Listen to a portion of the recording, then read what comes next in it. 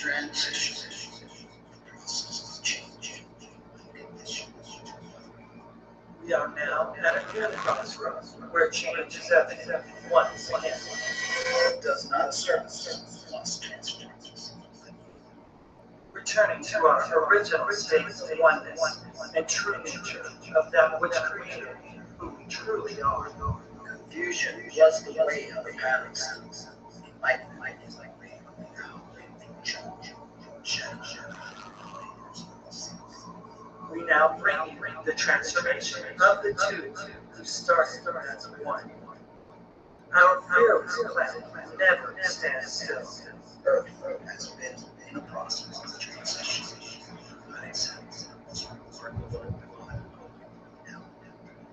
Welcome to Transition Radio.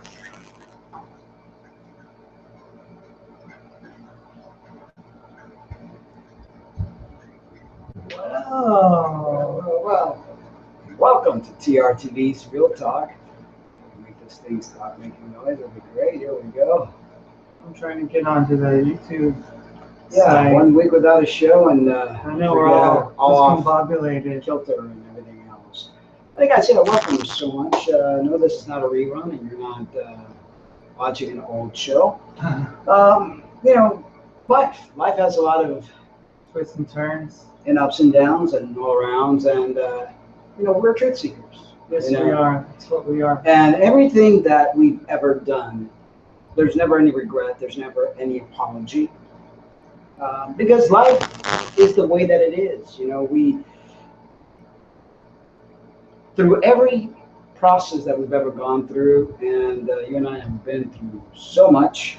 You think? In the past 2 years. I think in our lifetimes, in just the short, almost 2 years that we've been together, I don't think that there's a couple on earth who's gone through more things in that short amount of time than most people go through in like an entire life. You know what I mean? I know. An entire life. But that's all good, because that's how people grow and change and evolve and all that great thing. And we're going to get into a lot of explanation.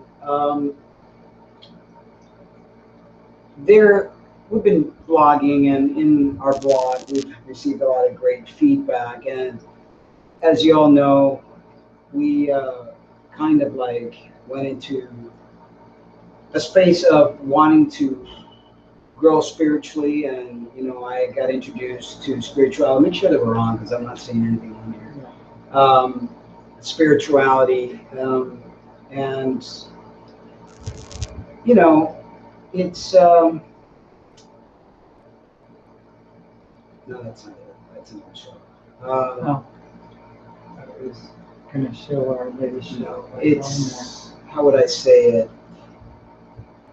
I don't want to condemn anybody, call anybody or any faith bad or good, but it has really perturbed me the way that I see this belief system not really follow what the icon that they follow in this religion is, if that made any sense. Well, I mean, you're basically saying that people aren't really being the example of Jesus Christ that, Christianity is supposed to emulate, right? Exactly. And, we've met some really cool people and really nice, loving people along the way. But at the same time, I've felt that we've been under scrutiny, under a lot of judgment that we have been giving to a lot of people ourselves, because it's like, Unfortunately. yeah, I don't regret anything. Again, that's one of the things that, it's not a regret, because it's part of the path. It's part of where you're at and you're learning. And, to be regretful or to worry about, what you say and apologize. I mean, we go crazy, and people probably think that we're a bunch of nutters. We are nuts. So. I don't ever consider myself nuts. I just consider myself a person that wants to find out truth, wants to find out realities, wants to know the good, the bad, and the ugly of life. Because if anyone claims they have it all figured out, They don't. then they're You know. lying because no one ever has anything figured out. No. What I have figured out, and I think what you have figured out, is Yeah. the fact that no matter what I've done to myself, I will always be a woman. I'm a woman with a different expression. As I painfully try to get rid of all my body hair through laser and all my facial hair through laser, all I found is burning. I actually got my face burned, which, painfully, and I'm like, this thing doesn't work. In all the research that I've done, it really does not work. You can't stop hair growth from growing, and I don't have the money for electrolysis and spend hours and hours and hours and hours and hours. And still, there are people that have done that. There are women with a condition called PCOS, which we'll be sharing some pictures and story in a little while, that no matter what they've done, they can't make it go away. It's like there's certain things. It's like telling the sun, don't come up in the morning. Yeah, there's really, it's like, what is a woman that has had like issues with facial hair from the time they were one of them 11 years old. 11 years old when puberty kicked in. Supposed to do, Exactly.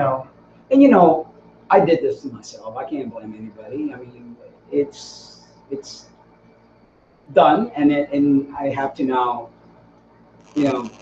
pay the circumstances for what I've done to myself. But, to force myself in an expression, and you guys all were making fun of us, about, oh, Maritza, you're alpha and you'll never get rid. You're right. I will never get rid of this. I can't get rid of my mannerisms. Even before the facial hair, even when I was presenting as female before I transitioned, I was still very alpha, very masculine. It's who I've always been. From the time I was a yay baby, that my aunts would tell my mom, be careful, she's going to be a lesbian, because I was very, very masculine, very, very, just not like your typical girl.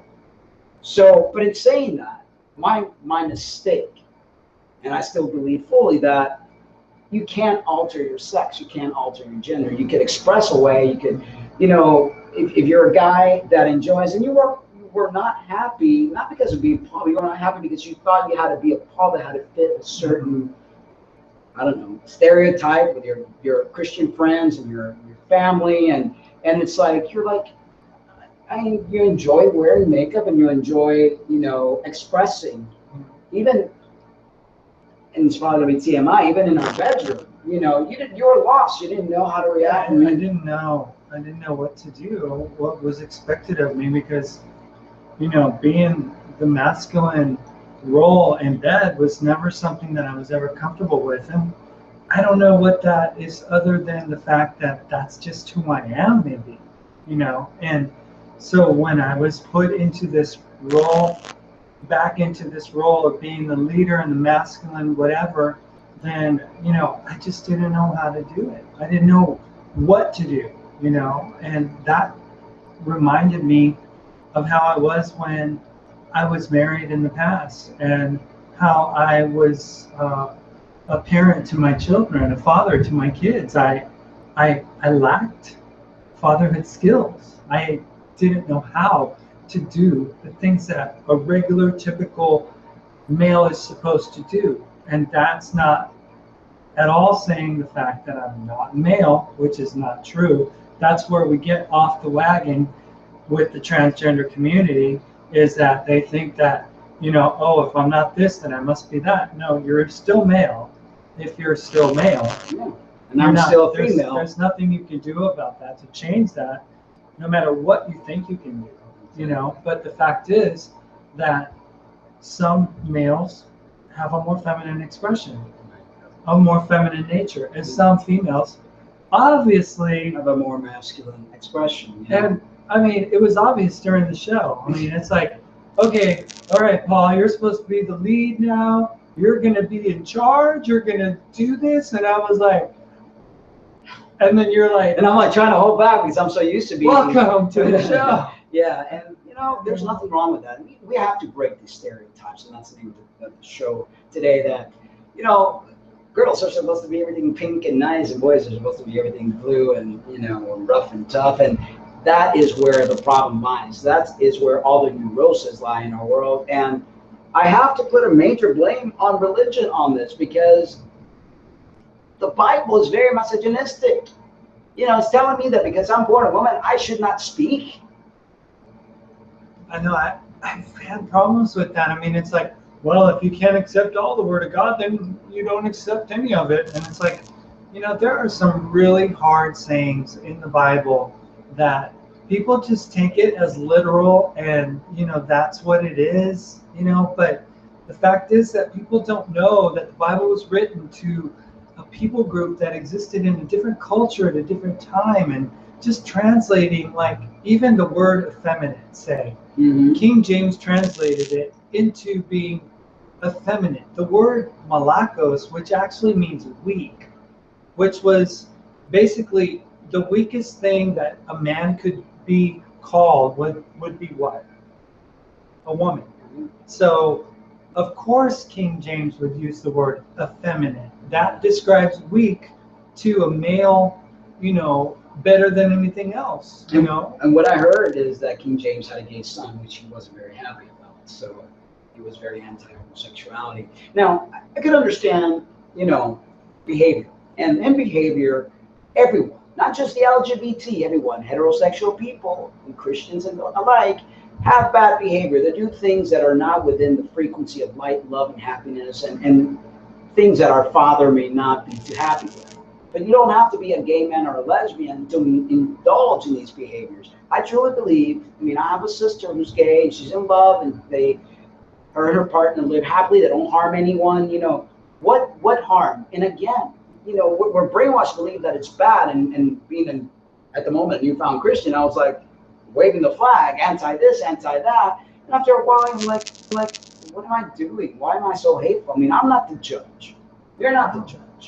So I thought I was then, because I was like, well, if I'm the righteousness of Christ, then I need to judge people because God's called me to judge.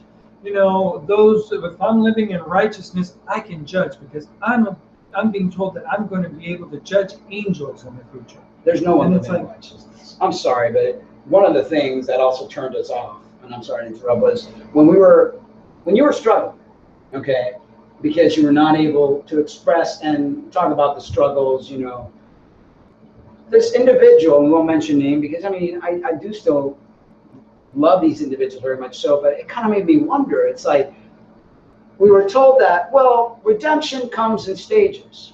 You don't really get redeemed completely, and you've got to kind of work towards it. So this person's addicted to porn and likes to masturbate. So I masturbate, watch porn, I stop, I ask for forgiveness, and we're like, repeat the cycle, rinse. And I'm like, we've got this person on the speakerphone, right? And the speakerphone's right here. I'm sitting here, you're sitting there, and we hear him giving this wonderful conversation about, how sin is like finding yourself in a hole, and then, that you get help if you're not too deep, and then if you get further down the hole, you need a ladder. Right. And then he talks about this whole concept of repentance in stages, and then he's talking about how, he and his fiance had sex while his fiance and him were there at the, at visiting each other, and that, it's like, and so Marissa's like,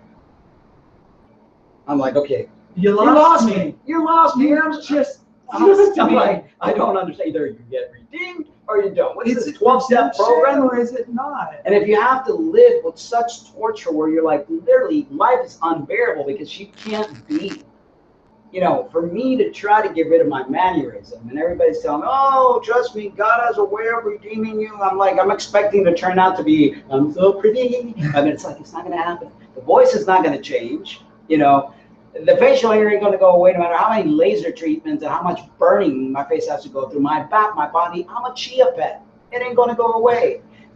My face does not, it's just like, I'm living, looking, I don't even look in the mirror anymore. I wasn't because I was like, this is like disappointed completely. I'm 52 years old. It's not like I'm 20, and it's not like I've been on T for 2 years. It's 13, 14 plus years. Yeah. So it ain't going to change. And the honest truth is that we went out to eat, and it was like, you wore a skirt, yeah, and you had, I think you had a wig on, I think, I'm not sure. But I was like, I'm wearing these like really baggy jeans and stuff, and I'm like, you know, looking at you and looking at me, and I'm like, is this what's the future? I mean, is this what we're gonna be? Yeah. And it's like, I didn't have that attraction to you that I do when you're presenting as more male, more masculine. I mean, it's what? Is it wrong for me to have that? I mean, is it No, wrong for I me to be mean, that way? it's who we are. You know, you're attracted to masculinity, and I have that for you. And, you know, it is what it is. I can't, for the life of me, believe that God is going to damn us because, you know, I'm a female that enjoys wearing men's clothing, and I can't help a beard growth and body growth and baldness. I mean, you know, it's like, come on, people. There's just a lot. I mean, it will take more than a miracle, you know. And I know God's good, and He's performed some great stuff, but I think a little bit, you know, a bigger project than, You know, and then I'm just like, what is it? We are who we are. You're a woman, I'm a man. I obviously am more feminine nature than you are. So why do I have to be saddled and burdened with having to become something that I've never been, which I've never been good at all that rational mind stuff that goes along with being a leader. You suck at that rational mind thing. Don't. And then it's like when conversations are, you know, people comment on Facebook or YouTube, I'm always like, oh, I'm sorry. You forgive me. And then you're like, look, this is the deal. This is what's going on. If you don't like it, lump it, you know. And, you know, I don't have that nature to be able to do that. So who is a better person to lead this family?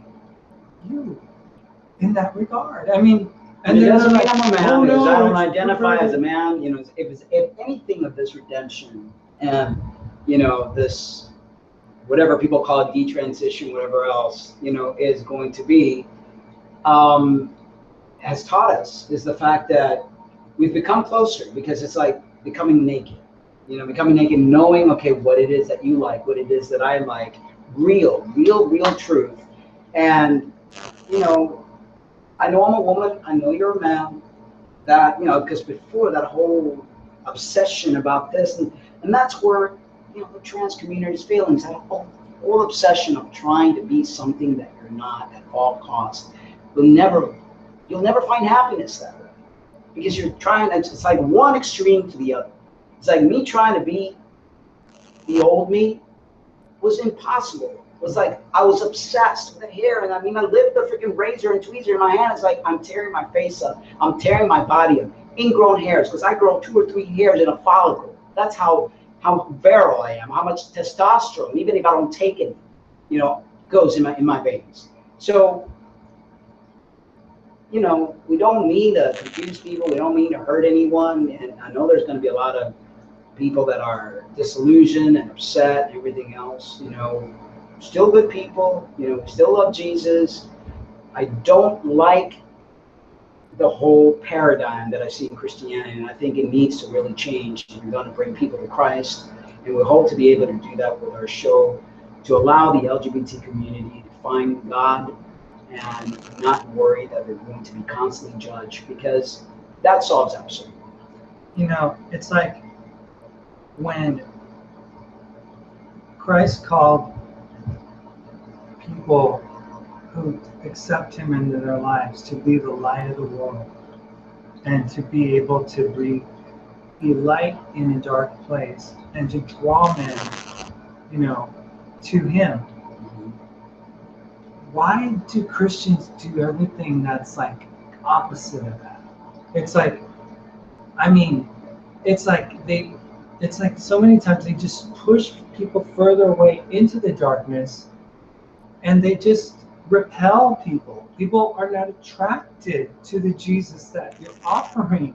I can tell you why they do that, and, you know, it's how I felt when we first started into this. It's like, well, if I can't have my lifestyle, or it's like no lifestyle, that's what they call it, then you can't either. So here's a script, that's going to tell you this, this, this, and this, and that, and they've become very adamant about it. Instead of saying, you know what, I know that the Bible might say this, and I know that, you know, my understanding, God may not like what you're doing, but all God has really put me here on this earth to do is to love you, have compassion, and tell you about how much Jesus loves you. He died on the cross to clean you of your sins. You know, he may not like what you're doing, but if you let Jesus in your heart, he might just change your heart. It may not happen today. It may not happen in a year or two. Who knows? It may happen in 3 years. It may never happen. Okay? But you build a relationship with Christ and you become a better person. And you see life totally different. Totally different. And like Gandhi said, I like your Christ. I just don't like your Christians. Because, and not to say that all Christians are, like I said, we've met some wonderful, very loving individuals. And I think it's changing. I think Christianity is changing. There's still a few dinosaurs that are trying to hold on. But that change is being called by those that don't want it to happen as the great falling away, as this great, like, homogenization of people and, you know, society and how it's changing, and the church and how it's not wanting to adjust. And, you know, they're just saying, oh no, this is just the end times, this is like what's happening, you know, with the last days, that people are becoming lovers of men instead of lovers of God, and perilous times would come. And what is God? But, you know, when people say, well, keep your eyes on Jesus and just focus on God. Well, the only way that I can focus on God and keeping my eyes on Jesus is by something tangible, because he created us in his image and we are all part of God. So I see this individual that I've fallen deeply in love with, and I see Jesus in this individual. I see God in this individual. By any type of action of positivity or of goodwill that I do for humanity, I'm being part of Jesus. This whole holy book and laws and stuff like that solves absolutely nothing. I mean, everything's like being answered with a cliche. It's like, you know, it's like, oh, brother, just trust Jesus. Keep your eyes on Jesus. And it's like, okay, well, how does that practically look? I mean, how do I keep my eyes on something that's unseen and unheard and stuff? I mean, and it's like, you know, am I supposed to go back to Peter in the boat when he looked at Jesus in the water and he's like, Master, let me come to you? And I mean, I'm not on the Sea of Galilee. Jesus isn't literally here on this planet right now as we speak, but we are his hands and we are his feet. That's right. And we are his example. We are living Christ, walking this earth. We're supposed to make a difference in the lives of people, you know. And what I see is that they're constantly shoving it up towards heaven somewhere in the ether, where nothing happens other than like people wanting to feel good about, you know, worshiping God. But the fact is that, you know, God is inside of us. You know, the Holy Spirit came and indwells in the lives and the hearts of the believer. So, and what we're supposed to, like, is what the thought process was, all you could do all day long is worship God and Jesus, listen to, you know, worship music, watch Christian movies, which we did. I felt that in the past 2 months, it was like nothing but Christian music, Christian movies, praying, reading the Bible. I have never in my entire life I've had such a dose of Christianity like I did in the past 2 months. Went to church. Yeah, went to church. And when I saw that you were suffering still, I'm like, redemption, where is it? What's happening? Hello? Why, you know, it's like it worked really well in prayer thing, and then you were good for like 2 or 3 weeks, and then I was like, oh. It's been that way, you know. I don't know. There's so many things that led up to that, but one of the primary things that led up to me doing what I did and leading us to do transition was the whole concept of wanting to reunite with my children, my estranged children. And, you know, in the process of trying to do that, I realized how impossible it has become, because once one tears open a gaping wound such as this, there really isn't much that one can do. I mean, there really isn't. There's I know people want to say, "Oh, but God will bring it back and it'll be healed." And you know what would have been healing for my children would have been for me to have renounced my transsexuality, which I have, but not only that, but renounced being with you and renounced everything about my feminine nature and to go back to their mother and beg for forgiveness and to again become the father that they always wanted. And they do not want anything short of that. They look at you and they have nightmares ridiculously. It's like she hasn't even been, a person that they've even met or even spoken to or even heard other than maybe on YouTube. Or they don't want to. I mean, how many times they're trying to engage a conversation with your ex-wife and it was like, no, not interested, and it's like, she wanted to make you hurt. She wanted you, well, this is going to take. I mean, we buried you. And, we buried you. Now you all of a sudden want to come back into the life. So it's like we're planning to go to Tennessee. And that was like, oh, no. So it's like, here we are, I'm like, gosh, this is my third time trying to do this. Not for me, okay? Because I'm fine being who I am. I've been this way for 13 years. I've been this masculine energy all of my life. But for the kids. But kids want nothing to do with me. So I'm like, why am I doing this for? Who am I doing this for? So we already got 2 negatives on our. You worry too much about what people think. I know, and that's a huge problem. You need to stop worrying about what people think, because you're right. You're gonna live life going back and forth, trying to please everybody, and you're only gonna be miserable. Who cares? Yo me limpio el culo con toda la gente lo que digan. I don't care. Nobody pays my bills. Nobody worries. Nobody even worried when you fell off that mountain. Nobody cared. Nobody gave a rat's, pardon the expression, ass. If you had a bite of food to eat, if you were able to wipe your butt, which you weren't, I bathed you, I wiped your butt, I did everything for you. Do you think I got a thank you from anyone in your family? Not once. Your kids or anyone, thank you for taking care of my father? No, not once. So I'm over it. I'm over trying to, help you help them. It's like, no. So it's like, why care?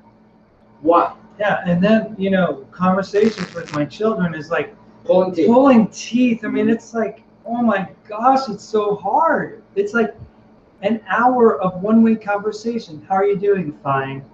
What have you guys been doing today? Oh, not much. So, do you guys have any video games that you're playing? Yeah. Are you guys on social media? No. Are you? It's like, oh my goodness. Going, okay, this is like really exciting conversation. I mean, it's like one-way conversations don't lead to anywhere. And then I'm thinking to myself, Christian kids, Christian wife. To me, what I would think would be the Christian thing to do is like, yeah, people make mistakes. The day you're born, you're making mistakes. We are sinners. That's our nature. That's how God created us. So that's how whatever. I don't know who to blame, but that's how it is. You would think that the proper Christian thing to do is, hey, Dad, we love you. We forgive you. I know you make mistakes. We love you. I know you're no longer with Mom, but if you're happy, we're happy. Same goes for the ex. Hey, Paul, I know that we've had rough times. Things are bad. And we got, I gave you I did the divorce papers. But you know what? If God redeemed you, man, I'm happy for you. And I hope you're happy. I couldn't make you happy. Somebody else did. That's great. That would be the Christian thing to do. But no. So I'm getting all these mixed messages from those that are supposed to be the representation of Christ. And to tell you the truth, as I wrote on my blog today, I'm not impressed. I am not impressed. My type of spirituality was way better than what I've learned in these past 2 months. I mean, we're like throwing away all kinds of things and paraphernalia that you've had for my years crystals and years and stuff, yeah. I mean, because we're being told, oh, there's a demon in those things, and we're all fearing demons and worrying. And I had this big old thing about demonic possession, oppression, and demonic this and that, and it was like, what? Why are we fearing these things? The demonic possession is the obsession that one has for self.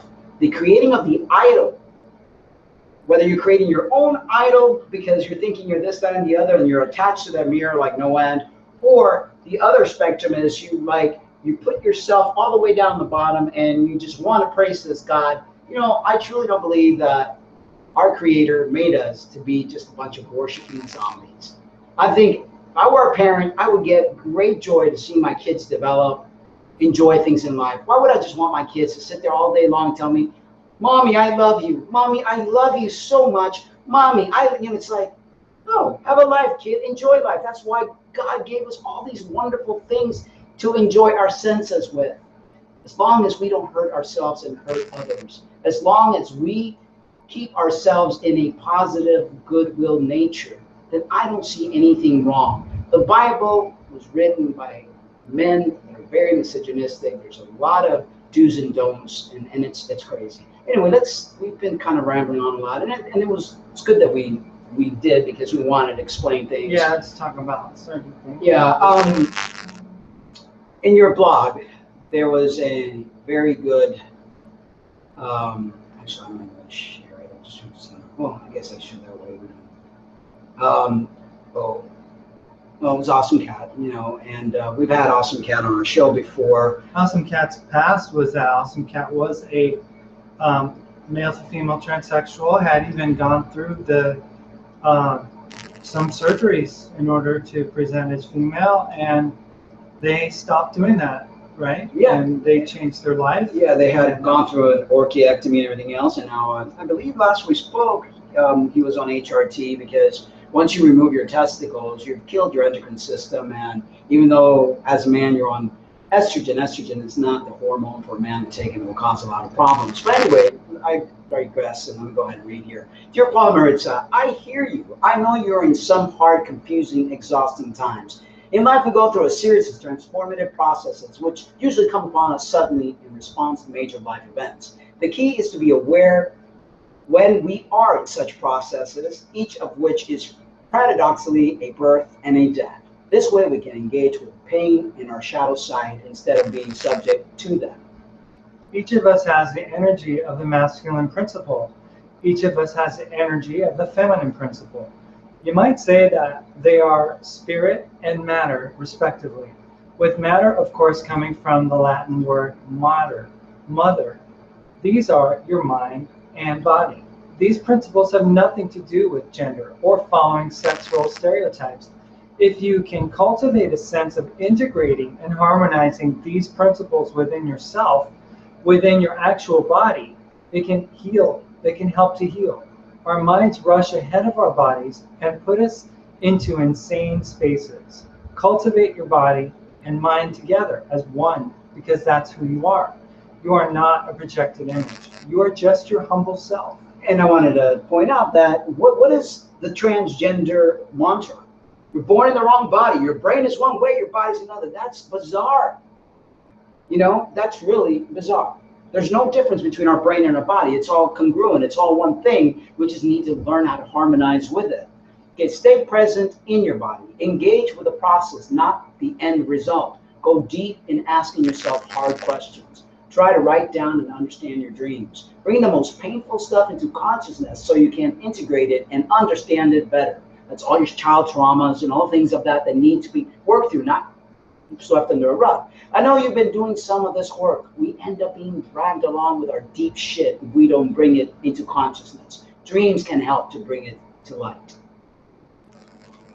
Be who you are, conscious of reality and respectful of natural boundaries.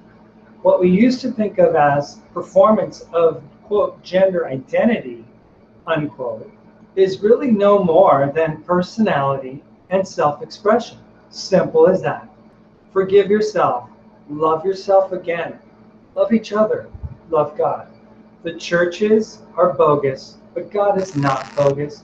Times may be hard for a long while, but please keep on pushing through.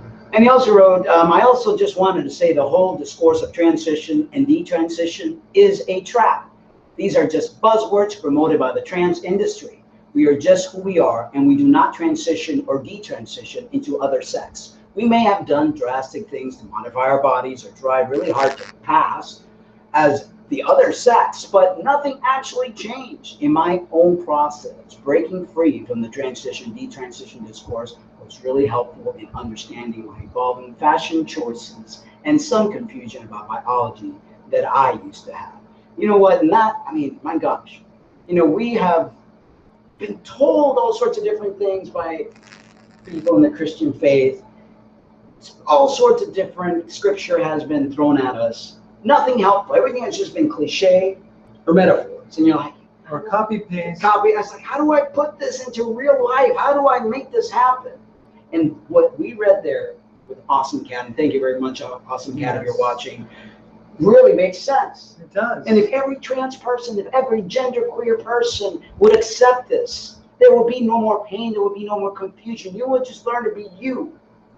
And then all we have to do is teach society to stop thinking about gender boxes. You're either a male or you're either a female. Well, yes, you're either male or female, but male look very different ways and females can look different ways as well. And that, my friends, is where true healing comes in. And that, my friends, is what I believe Jesus is all about. Not about condemnation, not about gender boxes. There's so much that we as humans need to learn still. We think we know God. Learn who you are first, and maybe you'll get a glimpse of God. Because aren't we created in His image? Absolutely. Masculine and feminine natures are not ever meant to be repressed. And that's the thing, when so many lesbians get saved, or homosexual gay men get saved, they become Christians, and then they're like, I can't be myself anymore. I have to take on this new nature. I mean, there was this one person just today who said, oh, in time you may become the most masculine man, and in time Maritza may become the most girly woman. And it's like, no, these people that we are, the essence of our being is one that we know we are already. We don't have to break the mold in order to become something else. I mean, God made us. He knew us from our mother's womb, okay? And self-expression and personality is what He created in us to be, and it's not a matter of being a male or a female that qualifies you for being feminine or masculine. I mean, that is what causes neurosis among so many in the LGBT community. They think that they have to, if they find Jesus, that now they have to repress and put away and do things that will, stifle who they were. Right. And it's just that's not what you're supposed to do. Or they do these arranged marriages and they have no attraction to the other person. And you got two people that are married that have nothing in common. They can't even, it's like, what type of life is that? It's like the Indian marriages where the arranged marriages and things of that nature. I mean, I'm sorry, but my belief, and I still hold this belief, that my Father, my Heavenly Father, wants me to be happy. If He created me the way that I am, why would I need to be something else? I can't judge homosexuality or lesbianism because I'm not the judge. That's between God and the person. But if two individuals are truly in love with each other, what does it matter what's between their legs? Like I said before, there are straight people that engage in polygamy. There are straight people that engage in orgies. There are straight people that have a different partner every night they go to bed with. Okay, that to me is a heavy energy. I mean, we've got a truth meter, our conscience. If whatever it is that you're doing makes you lose sleep at night or makes you feel like you're embarrassed or ashamed, then you got to question yourself: is this right or wrong? Okay.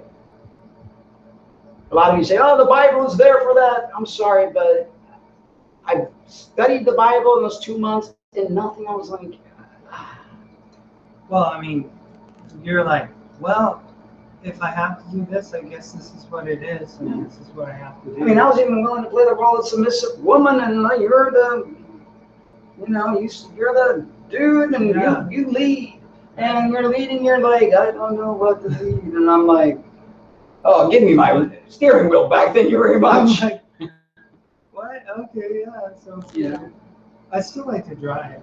Yeah. I just, doesn't like.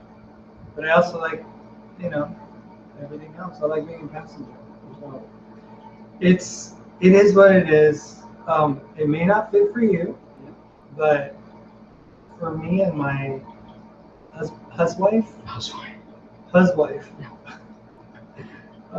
and your wife, then, Yep. you know, it's like it works. And our relationship has evolved so much during this time, because it's like I didn't like the uptight so-called Linda that was like in love with the mirror and constantly like obsessing over self, which drove me insane. That's one of the reasons I don't like I trans lost women. myself in my transition. I was just like, I was trying to attain a certain thing or whatever. That's and the then problem. When I detransitioned, I just felt like a part of Paul came back, and I was able to just kind of like, hey, relax. It's like, whoa, I like the new Paul. It's like all mellow and relaxed, and not an hour in the toilet and bathroom getting ready, and we're going back and forth changing and doing and this, that, and it's like, who wants to be with somebody that's more in love with themselves than they are with you? A relationship takes two. So, or more concerned about themselves. Yeah, exactly. And so, you would tell me that too, and I couldn't. I'd be like, what? You're like, but I want you to put all that time that you're feeling about, not being with your kids, or put it in me. Put that love into me. Love me, because I'm right here and I haven't gone anywhere. And I'm like, yeah, I should. But then you went back with the guilt and whatever. I don't know how. And then, now I'm like totally. You know what I mean? You're like everything to me, and I don't want everything to me. And I don't want anything to divide us in any way, shape, or form. And I live for you, and I'll die for you. That's what I've been doing. My life is intertwined in you, and I know that the person that I was last year wasn't even half the person that I ever wanted to be. It was a person that was still confused, a person that was still lost in themselves, trying to find themselves. But through my detransition and everything, whatever that means, because no one really detransitions. In our transition. But through what we decided to do, and coming to faith and everything, I realized that, my life is really for your pleasure. I'm here for you. I'm here to give to you. I'm here to provide and to help you, and that. And let me explain something, because a lot of the believers, oh no, it has to be for Jesus and God.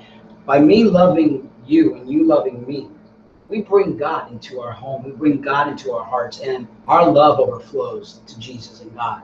And it's the most harmonious, beautiful thing.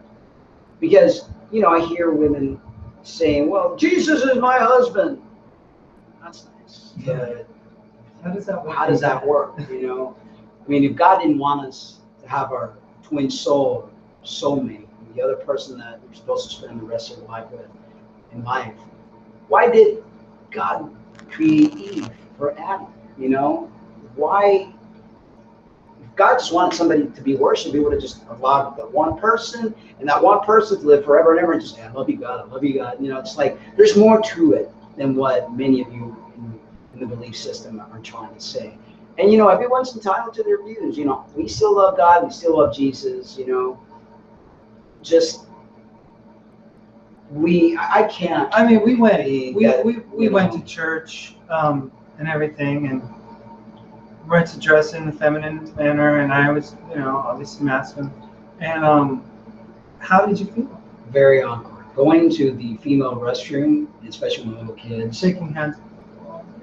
Like in the let me finish the bathroom thing. It's like there were lines, and I'm like with my head down, because even though I have the female attire and try to wear the makeup, but even though I shaved and everything and try to cover up with makeup, it's just people are like, whoa, and it's like not used to that. I've never had to deal with that. I walk on the street as me, and it's me. When I was before I did all this, when I was Maritza, prior to transition, I never had any problem, even as butchy as I was.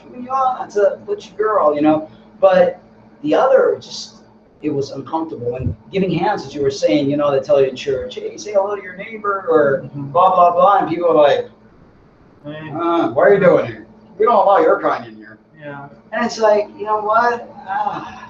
It's heavy. It's really, really heavy. And then all these people that we're watching on TV, the pastors, they all have like skeletons in their closet. Yeah, there's so much scandal in the church, and just so much hypocriticalness that exists, and egos. And I mean, okay, people are going to say, well, we shouldn't be looking to men, but look to God. And I mean, it's like that you shouldn't be putting your faith in men.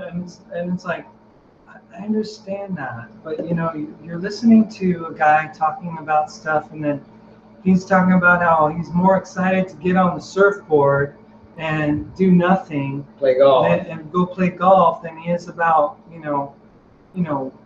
doing something for God. And he's written these massive books, bestsellers, New York Times, and then you got another pastor that, he's congratulating one guy who's been in the ministry, was his mentor for like 16 years, and his mentor just happens to have been an alcoholic and have been dealing with pornography issues and doing the work of God for 16 years throughout all that time. It's like, so where's the deliverance, people? Yeah. I went to a school where the evangelist who started the school had sex with prostitutes, but still would point his finger at the camera and tell people that they're going to hell. So, I mean, it's like, I see so much hypocrisy in the church, and it still exists to this day. And here's another example. We can go to our next article. A woman who has been active as a women's speaker, a New York Times best-selling author. She has done events and stuff, and she's doing something called the Belong Tour, which is kind of like the remake of Women of Faith. Women know that movement very well from 20 years ago, and basically her name is Jen Hefner. Before you say that, and they say about, well, don't put your trust in God and not the church. Well, the people of the church represent God, and that's a tangible thing that we have to be able to see. If those people that are representing Jesus and God aren't, walking the walk and talking the talk, then what are you supposed to hold on to? Yeah. I mean, you're talking like, as well as like, Pastor Carl Lentz over at Hillsong United New York City was on with Oprah Winfrey, and he was like wish-washy, preaching the gospel, but not really preaching some kind of spiritism thing. And, people didn't know where he was standing, in agreement with everything and everyone, and nothing's wrong, But this woman, she came out as pro-LGBT, and it has lit up the internet like crazy. There's bloggers writing about her and saying things negative, and talking about how she's spewing like blasphemous things and blah blah blah. Well, her article was by a guy named John Merrick over at the Religion News Service. And they started talking about LGBT issues. And one of the questions was, politically speaking, do you support gay marriage? And she said, from a civil rights and civil liberties side, and from just a human being side, any two adults have the right to choose who they want to love. And they should be afforded the same legal protections as any of us. I would never wish anything less for my gay friends. From a spiritual perspective, since gay marriage is legal in all 50 states, our communities have plenty of gay couples who, just like the rest of us, need marriage support and parenting help and Christian community. They're either going to find those resources in the church or they are not. Not only are these our neighbors and friends, but they are brothers and sisters in Christ. They are adopted into the same family as the rest of us. And the church hasn't treated the LGBT community as family. We have to do better. And so true. I mean, I came across a situation with my sister, and at the moment when I was all in my righteous state or self-righteous state, I forgot my humanity. So I'm thinking to myself, if this is what Christianity is all about, that I'm going to forget my humanity. I'm going to forget that that's my sister and that she has the right to love just as much as I do and as much as anybody else, then I'm really questioning this belief system, you know? So I feel safe enough it is, yes, I follow Christ, and my question would always be, what would Christ do? You know, and a lot of Christians are not following them. They're just so bent out of shape of following this lawful book that, you know, has no compassion in it.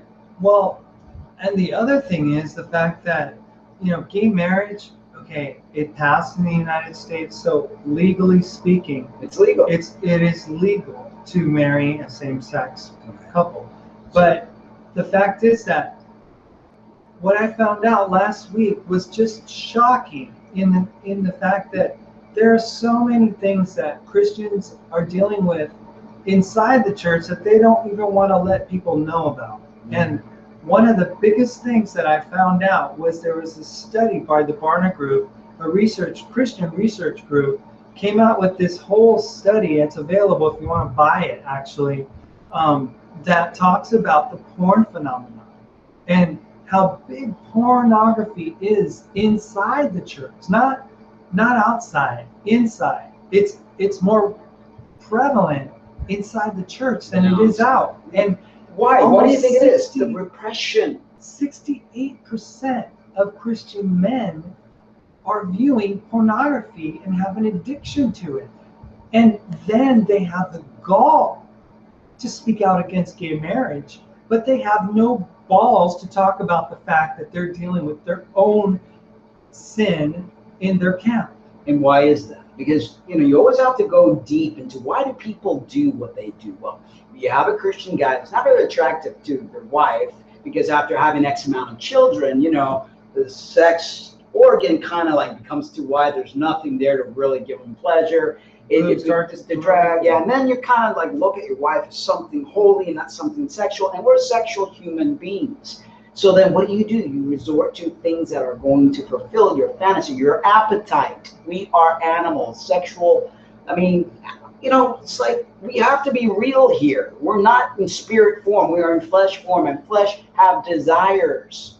Okay? So what do? They turn to porn and masturbation, which is what the conversation we had with that person. I was like, oh, so the key is you get up every morning, you tell God you're sorry, and you do it again. Repeat, rinse, repeat, rinse. It's like gotcha. It's like that movie in Da Vinci Code where the guy's whacking himself, or I mean, is that any type of life to live? I personally don't want to live that.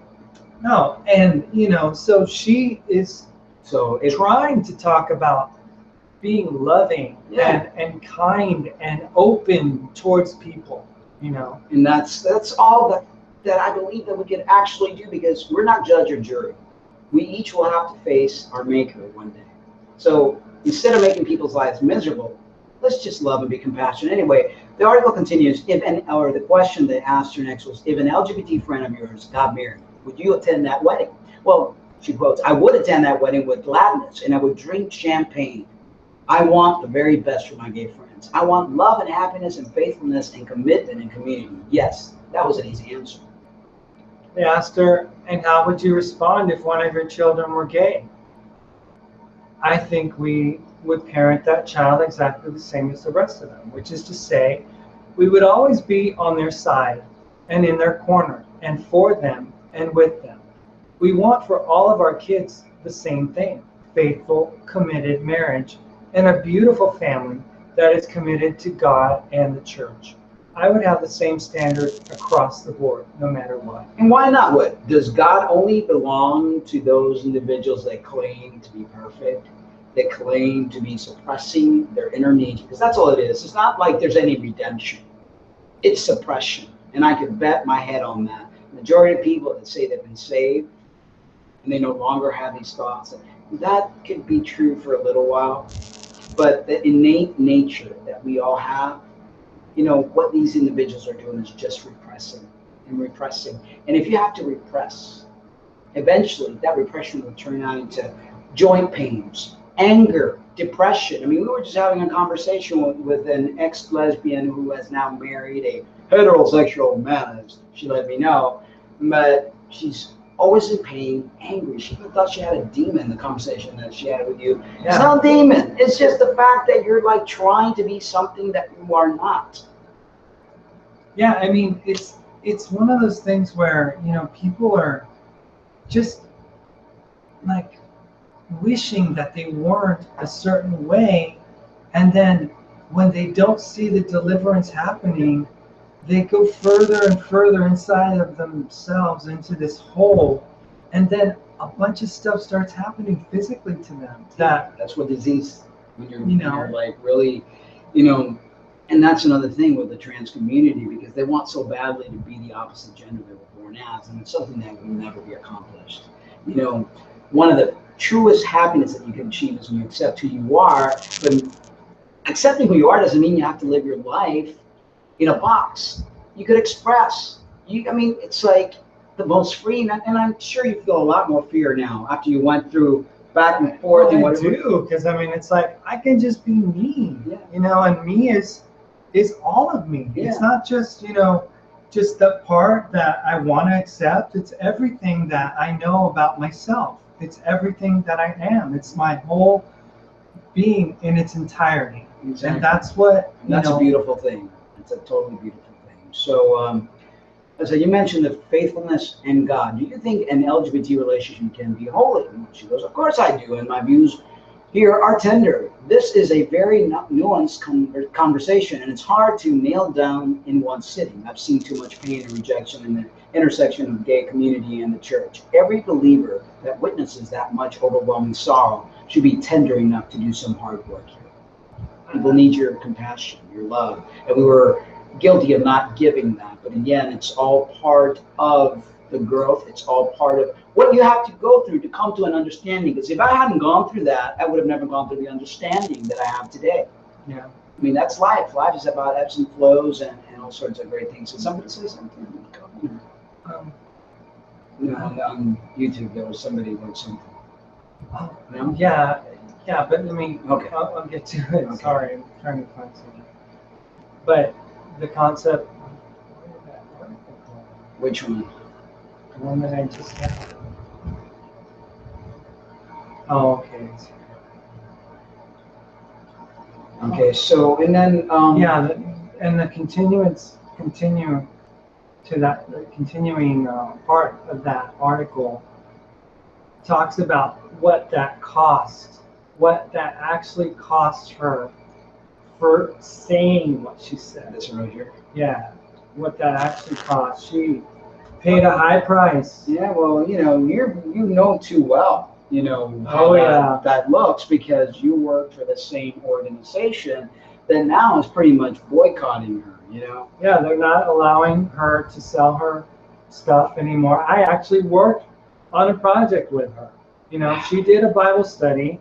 She did a presentation. She did presentations and stuff like that. And, it's like, so you're going to tell me, church, that everything that this woman, who is a God-fearing woman, a good mom, a good wife, a wonderful lady, inspiring, educational, that everything goes into the shit bin just because she has these tender views towards the LGBT community. I mean, it's so sad, It said, did you want me to read it? Fans of Jen Hatmaker like her because she is, in one word, relatable. The Texas author and speaker often writes about her messy family life, confessing in viral 2013 post of being the worst end of school year mom ever. She's just a real person, right? Yeah. But last week, Hatmaker broke from her evangelical base, telling religion news service columnist Jonathan Merritt that she supports same-sex marriage and believes LGBT relationships can be holy. Such statements followed a social media post this April in which Hatmaker called for LGBTQ inclusion in churches. Her recent comments prompted Lifeway Christian Stores, a large Southern Baptist bookseller, that published her 2012 bestseller, 7, An Experimental Mutiny Against Success, to discontinue selling her Bible studies and books. I mean, talk about hitting people where it hurts, in their pocketbooks. I mean, how Christian is that? You may not believe in her views. You may not accept them. Those are her views. She's entitled to them. I mean, there's no one way of being Christian. And that's so wrong. She wasn't on Lifeway's payroll. She wasn't doing anything but, selling her materials and offering her services to Lifeway, and they would contract with her every night. Well, sort of like me, I worked with Lifeway for like almost 20 years, and when I ended up transitioning, and then the guys found out something through the grapevine, I was never offered an informational meeting to go to a conversation to be had on the phone. There was never any call for prayer. There was nothing but a backside and a turn away and a total banishment. And this is what they do. This is what Christians do best. They kill their own. They crucify people who don't believe the same thing as they do, or the same way as they do. It's like, if there's any question in the body of Christ among believers, then that person that is questioning is executed, and that's what it's like. You walk the plank in Christianity, and that's what, they call it tough love. But looking back at it, I'm just saying, how is that tough love? That's not tough love. That's just total abandonment. And that's what I felt when I had my accident. And with all of my quote unquote friends that, are talking to me now, they were nowhere to be found when I had my accident. Which that would buy a change. They were nowhere to be found when I had my accident. They were nowhere to be found after my accident. Nobody sent a dime, it's like, so that's the sad thing. Yeah. So, is there anything else to read on this, or we should go with the? I mean, it's pretty much it's. Well, yeah. There's still more to say. Okay. So the backlash to both Hadmaker's comment and to Lifeway's decision reveals growing rancor in evangelical circles over same-sex relationships.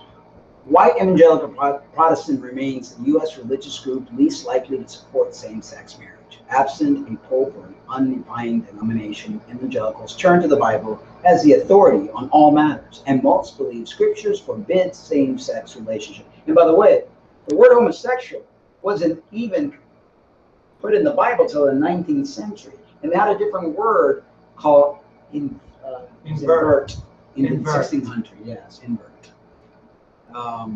But in recent years, evangelical groups have divided over how to practice that teaching in church ministry and outreach. In 2013, humanitarian group World Vision incited swift backlash and quickly reversed course after announcing it would hire staff in same-sex marriages.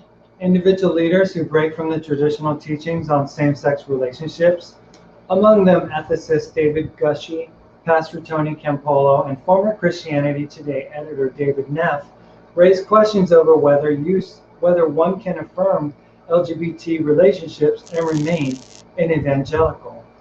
Today, Hadmaker published a follow-up post on her Facebook page stating that she came to her conclusion with prayer and careful study and deliberation.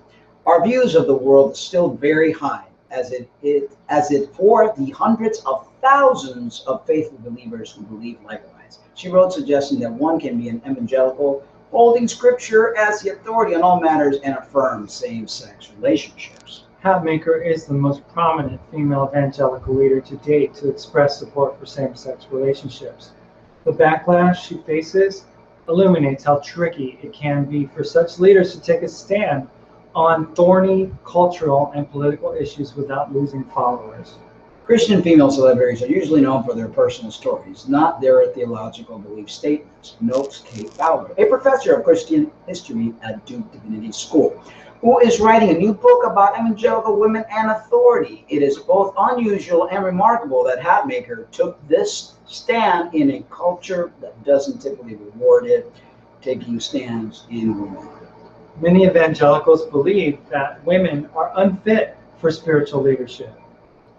Fowler notes, so many evangelical women today wield influence via storytelling and persona rather than positions of institutional leadership. This is kind of something because we have other stuff to cover. Yeah, well, she she basically said that, you know, when it comes down to it, we're not talking about just an issue. We're talking about people. People in general, It said she urged. It says this, but she urged readers to practice Christian unity in a divisive moment for many evangelicals. She said, the issue of homosexuality is difficult, not because the Bible isn't clear, but because it's not an issue. It is people, and people we love. You know, that is the story, is that we're not talking about an issue when we're talking about the LGBT community. We're talking about people that we love. You love your sister. I love my sister-in-law. You know, my heart grieves that we were so harsh with her. You know, I mean, in that sense, I mean, it's like, it saddens me that we would, you know, do that. But it's all, you know, I always say that everything that happens in life, it's a lesson, it's to teach, it's to grow, it's to get a better understanding of things. And, you know, from the moment I was little to now, every step I ever make, I never regret, because it's taught me something. And, you know, we've made amends, you know. I'm sure that it's just, I'm going to chalk it up for growth, you know, and it has allowed me to look at life differently, to have more compassion, and still be able to be a believer, because, you know, you need to believe in something. I mean, these people that are completely non-believers, and I'm not going to judge them, but it's like, if you don't believe that there is a God that created all these wonderful things, and God, it's got to be sad and lonely, you know. And but, you know, everyone has their way of being and way of thinking. So we were talking about the whole concept of extending compassion, not condemnation. I think we covered that much. Yeah, and it's important, because, you know, what if you got it all wrong, and you stand before God the day of judgment, and God looks at you and says, you know, you were righteous, you tried to do everything right, but you were doing my work of judgment.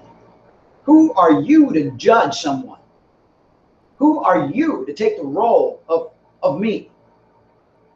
You know, that could be the case. I think that the most, you know, sobering scripture in the Bible that Christians are, you know,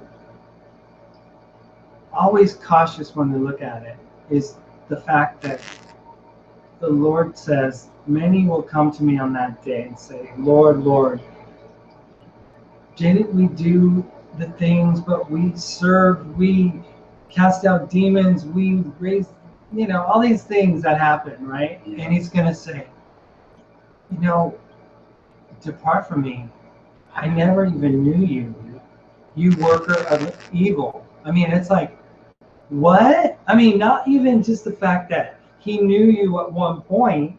It not that at all. It's the fact that he never even recognized you going to church and singing your songs and praising, and even, you know, even praying for people and casting out demons and raising healing the sick and raising the dead. I mean, it's like that didn't even matter to him. What really matters at the end of the day is, did you love?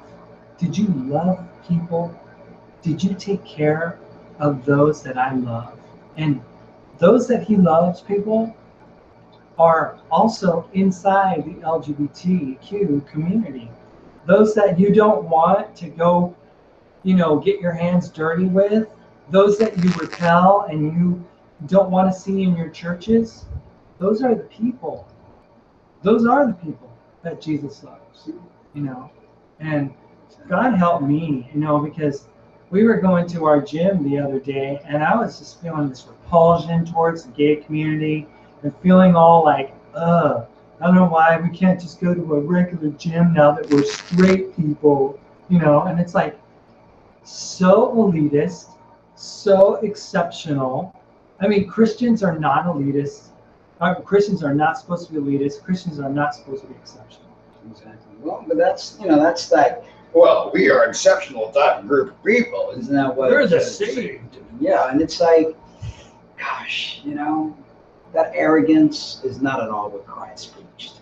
Not at all. I mean, what I've learned in the past 2 months, what I've caught from the gospel, what I've caught from what Jesus is, and what I feel, and then what Jesus has put in my heart, that this condemnation, this arrogance, is not what it's about.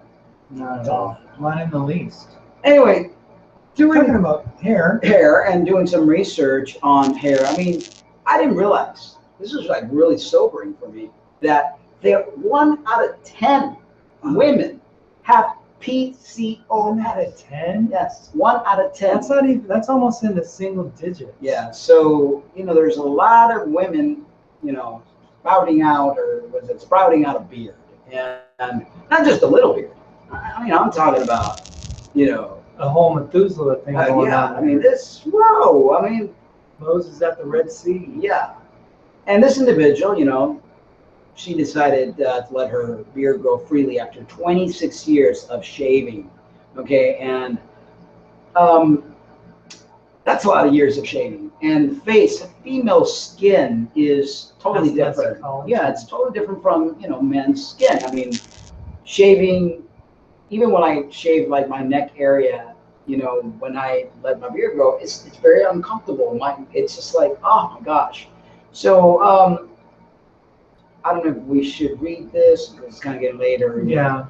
But that's just one. Now I do want to read, and I think it's very important, this other young lady who, from the age of 11, even worse. I mean, she decided to write an inspiring letter to herself, Her younger self, and I cannot even imagine. I mean, I started tearing up this morning while having breakfast and looking into this article.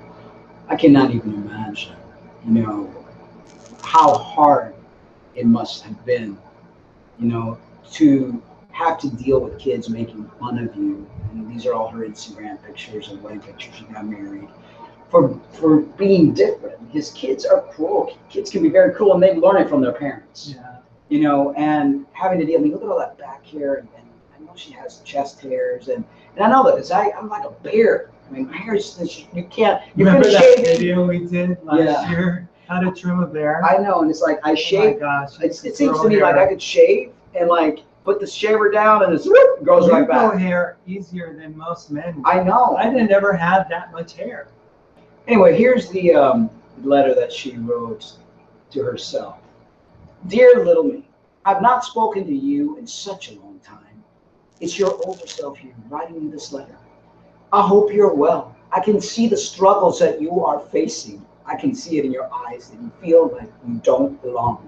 And I'm getting emotional because, although I didn't grow a beard when I was 11, because I was different, I felt that pain, that anguish, that, I couldn't make friends. I couldn't relate to people because I was so different. Anyway, she goes, I feel it in your soul that you're struggling and you need some guidance. You quiver at the sight of people. You shudder at the touch of a stranger, and you drag your lifeless body everywhere that you go. If only you could see your own self-worth and the gems that you have embedded inside your own beautiful heart. You have a heart of gold, and you will empower many one day.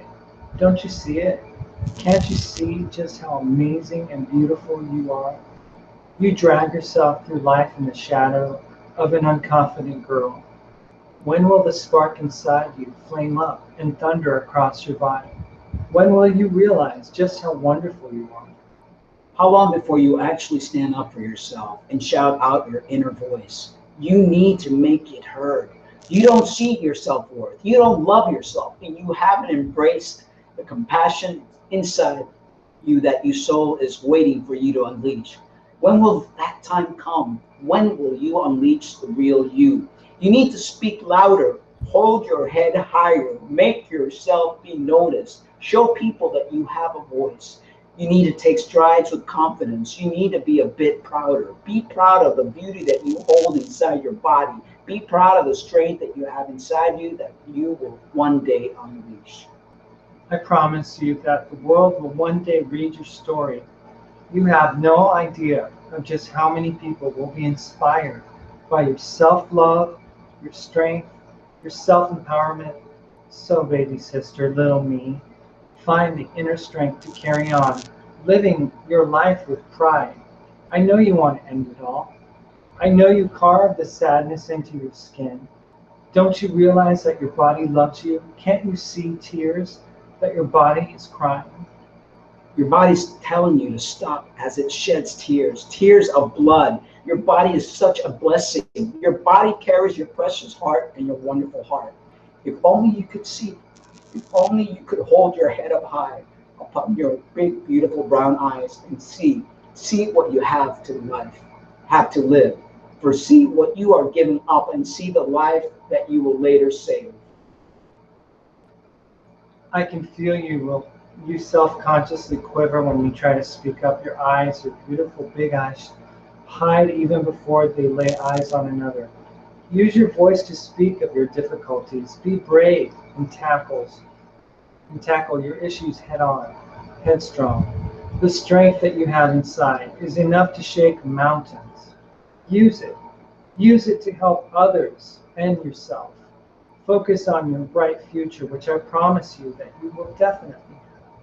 You will grow up to be a gorgeous young woman who will shake the normal societal standards of beauty. You will grow to be an activist and you will mature to help men and women all over the world. Your self-love, your beauty, your self-esteem, your confidence will help empower the masses to love themselves and their bodies. You will show people what beauty truly is. And yes, dear little sister, it is you who has the power to do that. You will do it with all the strength and love inside of you. Your soul will shine, your aura will flourish, and your self-love for your future diverse body will win the hearts of compassionate people. I promise you that you are a survivor, and you will conquer all your battles that you will face growing up with money. You have the inner power to do all of this, so I am positive that you are able to overcome all problems that you are facing right now. Be positive. Know that you are able to fight against life's battles and give it all that you have got. Because, little me, you are fabulous. You are strength. You are confident. You are empowered. And you are beautiful. All these qualities are embedded in you. Delve deep into your soul. Reach for them and embrace them wholeheartedly. Dear little me, here I write you this letter, hoping that you will read it and implant all the necessary lessons and messages into your heart and soul. This letter will be most important to you as you travel to the world of adulthood. Dear little sister, little me, I write to you this letter only to realize that you are now me, that I have grown up into a beautiful, self-empowered young woman. And I can tell you one thing, you've done a very good job growing up. Thank you for going through all those battles and hardship with strength. Thank you for making me the woman that I am today. I love you wholeheartedly. Kindness, regards. I'm out. You know, people don't realize how hard it is to grow up different. How hard it is to try to fit into a world that we're unfitable. You know, it's just like, and this goes, you know, I know the trans community and us are at odds. You don't have to hurt yourself to fit into this messed up society. A society that's telling you that if you're not a certain way, you're not okay. You, the person that I love with all my heart and soul, you battled so much with that reflection in the mirror. You need to stop that. Because that reflection in the mirror lies. There's more to life than a mirror. There's more to life than trying to please people. You just gotta live. Live and love and be happy. And if God ever wants anything for all of us, is that. What, because God wants to be a bunch of neurotic weirdos? You know? There's nothing wrong with a woman being masculine. There's nothing wrong with a man being feminine. You know, there's nothing wrong for two people who love each other no matter what gender they are. To show true love. We spend so much freaking time in this world battling one another. You know, tomorrow some idiot could push a nuclear bomb and we all go bye-byes. Enjoy every minute of your life and love, because that's all we got. This back and forth and going back from being an expression of female, an expression of male, and you know, it takes a toll on your body. I'm 52 years old. You know, I'm not a crazy person. I do what I do because I love you. You know, I've loved you more than life itself. I've seen those people around you that claim to love you, that have been your family, abandon you. Not once did I get a phone call when you were in the state that you were after falling off that mountain. Not once did anybody call and say, hey, you guys need something. I did it on my own, with the exception of some friends that in the LGBT community of all people that reached out to us. Okay, so, but none of the Christian friends did. No. Okay, so, you know, people, we're humans. We're humans. We battle things. We battle with ourselves all the time. Just realize that we can't explain God as much as we want to follow a book that gives us all these rules and regulations. We are so small. We're this small. We don't even know what God is. We could try to pretend we know and we got it all. We don't. But what we do have is each other. And we need to learn to love and respect and try to understand. We may not agree. I don't agree with a lot of stuff that transgender individuals did. I don't agree with a lot of stuff I did to myself. But I've got to live with that now. There's nothing I can do to change it. I'm stuck this way. And that's why, you know, young trans people, I plead you, please don't do it.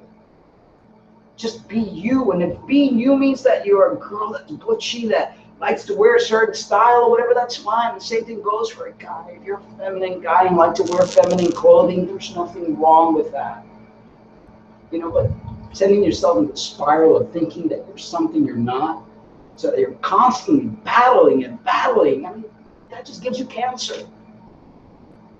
Anyway, rambled off enough. See if there's any questions or.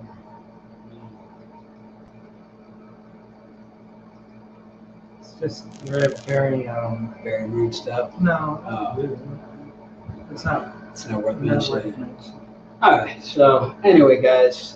We did get a text from a friend from Canada. She said, "Hey, you two, sending you lots of love as always from Canada. Be kind to yourselves and do your best to let go of others' judgments. Don't give other negative people your energy. You're both worth so much more than that." Thank you. Thank you. And again, you know, people will criticize and people will say, but one thing about you and I is that we are truth seekers. I know I've been that way since I was a young kid, and I travel many paths. And those of you that have been following me on my channel, from Argentina to you name it, you know, I follow my heart, and there's no regret because life is meant to be lived. I mean, I've always been the kind of person that wanted to find a better path, you know. It's like, and I won't stop if I see a different option, and I just go for it, you know. And it may be the wrong choice, but I still go for it, find out, and then I turn around, and then if I see another path, go for that. And, you know, it's like that's who I've always been. I've always been an explorer like that, and that is something that there's so many people out there in life that never even once get out and try. You know, it's like everybody said, the world is flat. You don't need to get on a boat and travel. You're going to fall off the end. But if it wasn't for that person, we would continue to think the world was flat. It's like, you know, people like us exist because we push the envelope. We push society to grow, to accept. I mean, it's like we're pushing the church. Why don't you just stop criticizing people because they're not as masculine when they're males, or they're not as feminine when they're females? I mean, this is not something that you need to be doing. You're just hurting people. You're killing people, church. You know, and also sending people in a path of self-hatred. I mean, you were raised very Christian, and I have to blame that kind of the way you were raised to how you constantly are looking for approval. constantly. I mean, we got 3 no's on it. And then you're like, and it's like, who cares? I mean, one thing I've always done, you can't please everybody. And there's this man saying, "Pa gusto tan hecho colores." For taste, that's why there's different, colors of the rainbow or chocolate or vanilla, whatever you want to call it. And the mirror is not your friend. The mirror can get you into trouble. It's about being, and being does not rely on the mirror. Being relies on just being, allowing yourself to flow. I could be this in a dress, or I could be this in what I'm wearing. It doesn't take me any preparations, any type of anything to be me. I wake up, my eyes are open up, and I'm me. I sound like this whether I wear makeup. My mannerisms are the same. I try to please people and try to hide them. You can't hide them. How many of you even said it? Yeah. So it's not about changing your gender marker and pretending you're something. No, that's where I think the community is falling short. The trans community, just be happy. And the same thing goes for the Christian community. Love, and let God do the rest. It's a great way to end it. Yeah. All right. So since we don't have an ending, I'm going to go ahead and play. Let's see. You're going to sing us out. I'm going to play. I wrote this song a while back. It's called "The Return of the Christ Consciousness," and I truly believe that that's what's returning. I mean, it's a great consciousness that's coming back. So, good night, everybody. We love you. But remember, You always. you guys don't want to work for me now. Here we go. We love you, but remember to love yourselves too. The Son of God is on its way. Do you believe? Can you conceive that our Maker only has one Son? Are you afraid to look within? You are that Son they speak of. The return of the Christ consciousness. The return of the Christ consciousness. The return of the Christ consciousness.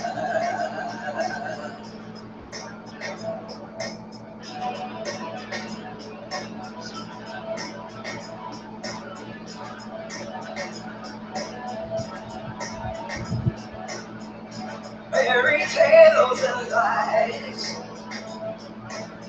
No one will be left behind. The return of who we are. It's on its way. It's written in the stars. Do you believe? Can you conceive that our Maker only has one Son? Are you afraid to look within?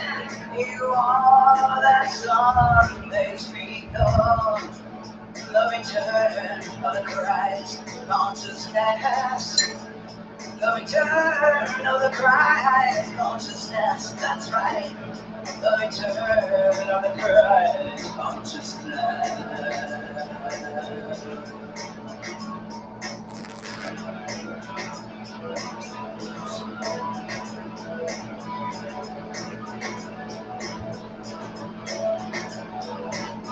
Finding the answer is not that hard. All you have to do is look in your heart. The answer lies within. No special books, there are no sins. Do you believe? Can you conceive that our Maker only has one Son? Are you afraid to look within? You are that Son they speak of. The return of the Christ consciousness. The return of the Christ consciousness. The return of the Christ consciousness.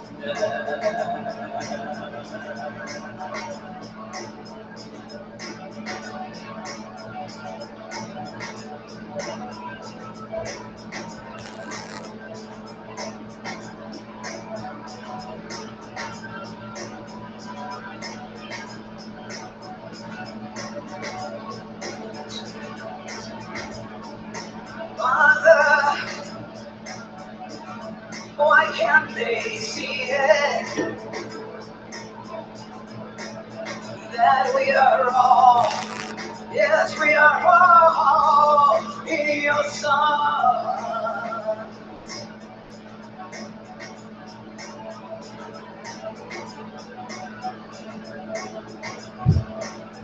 The return of the Christ consciousness.